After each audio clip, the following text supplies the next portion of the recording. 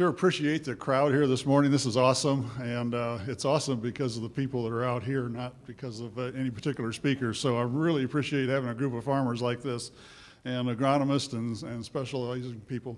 I guess I'd better figure out which way I'm going here. Some of the things we've learned from the yield challenge, I'd like to bring that to your attention. This is some information here about what we have done the last 2 years. Our first year out was 2010, and we ended up with a lot of people interested in this program. Some of them completed, some of them didn't, but we ended up with 123 plots, side-by-side plots throughout the state of Illinois. We covered a lot of the state. We were a little bit weak in the south, but we covered a lot of the rest of the state really well. You can see the following year, this last year that we've just finished, and we're still crunching some numbers and some data on this, but we have about 215, quite an increase there, about 75% more plots this last year than we had in the initial year. We also had the team numbers increase, and we have teams of 5 to 10 farmers that often are put together by sponsors, some of the same sponsors you see over here, and those teams will get their data together. They'll try different things. They may do pretty independent things on their farms. They may do some things very common to the rest of the team. So that went from 17 to 28 different teams that completed this year. Some other ones started because of weather and so on. We did have Southern Illinois teams this year, and that was a big advantage too. You can kind of see here how the yield increase has been affected. Those are going to change every year, but we are having farmers, the average farmer out there that's on this program has increased 3.5 or more bushels per acre just doing some different things over what he normally does. And this is a decent percentage increase. One of the things that we asked at the end of the season was, Kip mentioned here, people ask him what it costs, and he says that's not the point. It wasn't really the point of this program either. We want to learn things. However, people that are learning things out there are applying it to economics. So we asked them, was this profitable for you? And we were really surprised that over half of the farmers said, yeah, what they did out there, even if they threw some kitchen sinks at it, 55% of them were making a profit. This last year, we see that number jumped up again. And what's even, I think, more important as we're moving the needle on this thing is, are we learning something that we're going to take to more acres? And that bottom line, I think, really speaks to that strongly. And that says that anywhere from close to 70 to almost 90% of the farmers that have been in this program have learned something on those plot acres that they're going to take to more of their acres in the next crop year. So here's a little bit of a range of some things that happened out there. I want to emphasize that the yield challenge, we try to make it a real world condition. It's not some kind of a super plot. It's some things that you want to try out there. You can throw the kitchen sink at it. You can try one process if you want. You can try a system. But we had people that had different levels of success. There were some really hard hit places in Illinois this last year, either by drought in western and central Illinois. Some places had a lot of rain and then it shut off and there was no rain. Other places had some real water problems, but overall you can see there was quite a range of what happened there. We had plots coming in all the way from 28 bushels all the way up to 85 bushels, or almost 85 bushels.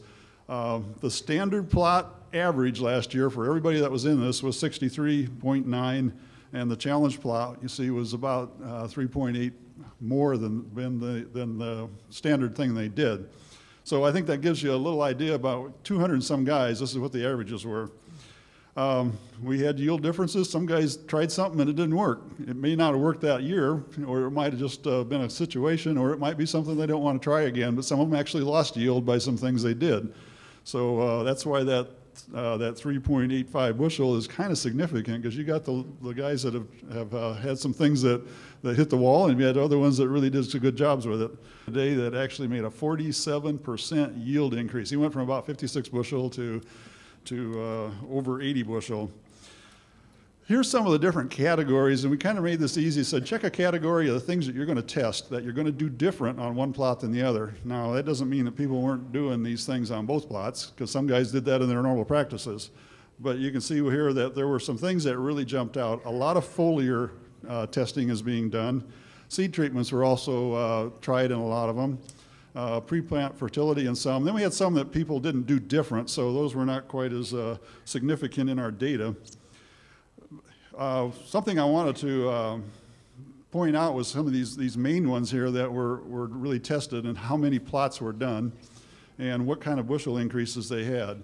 I won't go through all of these, but you can kind of get an idea here that guys were getting some real benefits if they had one of these things in their testing. You'll notice that these numbers come up to more than 215. That's because they might have done 2, 3, 4 of these things at once. So they get counted in each one of these columns when that happens.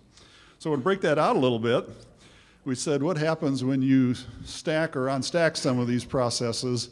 And this is an example of some of the data that we can dig into and find.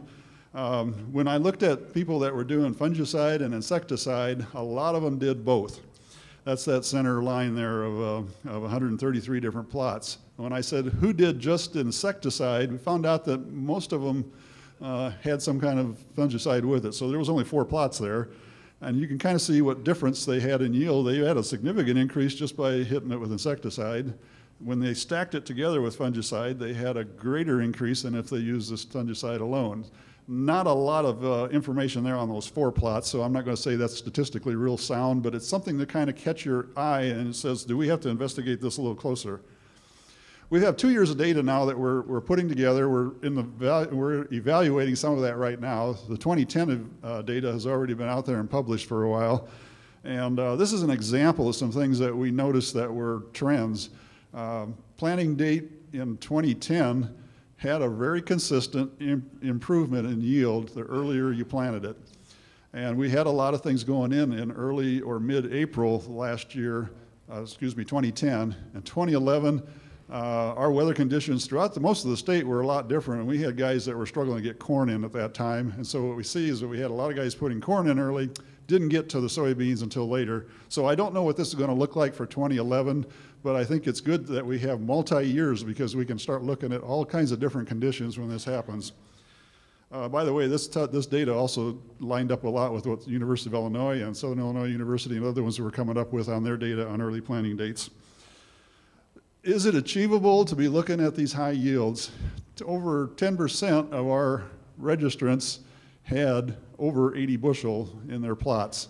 And I think that's very significant to know we're not talking about something that's unachievable here. I've also talked to some of these guys and they said, well, they had some other plots that weren't in the yield challenge they did some other wild stuff with, and they had some 90 bushel, and there was one of them that had over 100 bushel. And I was waiting for them to come up on this, and I found out it was a different plot. But anyway, I think what the point of this whole thing is looking at how much yield increase. Another question that comes up is if we're going to have a really good soils to begin with, we got really high management to begin with, and we do that next thing, is it really going to have an impact? And you can see that where the arrows are pointing here, these are some guys that had some pretty good yields but had significant increases. So we had, 10, 11, one guy had the 26 bushel increase. Now he started out at 56, but you had a lot of these guys in the 70s, or even the guys with 80s sometimes add a little bit more to it. So it isn't a matter of saying, oh, this is only something for the low management yields to bring them back up. No, these are guys that are already out there looking for that next step. How are we going to get to the next level in production?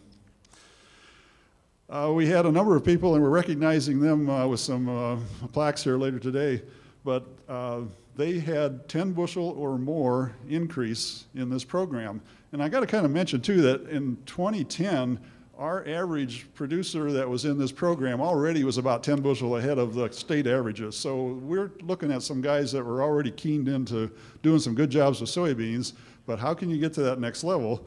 And if you can add 10 bushel at a price here, just take that times $11.85, which was one of the recent prices we pulled out, and that suddenly becomes $118 per acre. But that's the bottom of my chart down here. We also see a lot of them in the teens and up to a couple of them in the 20s. Think about what that adds to the bottom line and what kind of investment that justifies. So again, here's my extreme case, 56 bushel to start with. I called up the captain of this and I says, I want to double check this. Is this real numbers? And he said it was. So we have some verification that goes on in this program. We have a third-party verifier. This is not something that you can play a lot of games with. And while this is the extreme example, just think about what goes on here. I looked into this and found out that this guy did a lot of things with foliar feed, I think, was one of the biggest significant factors he had. I'm going to find out a little bit more later today about some of the other things he did on this field, but he probably already had a lot of good management things that he was stacking together. So there's details here, and the details I don't have time to share with you, but these are important things for you to look at. You're not going to get to these kind of levels unless you already have a good foundation. You got to have the right structure on your plant. You got to have the right kind of agronomics. Things like row spacing, planting date, those are things that most of you are already grappling with, and you've got some good answers to it. But how are you going to achieve that next 10 bushel? I think it's going to come from looking at new products, new technologies, and even stacking different ideas together into systems that work for you. So this is a great opportunity in the yield challenge to look at opportunities to evaluate those things. It's an open-ended thing that you can do a lot with. I call it a green light system. And the other thing we do with it is we share. We're going to have more of this information online later, and we'll even be publishing some of it on hard copy. So it's an area that I think you'll find be very interesting to keep watching. Keep on to our Illinois Soybean website, and you can look us up there.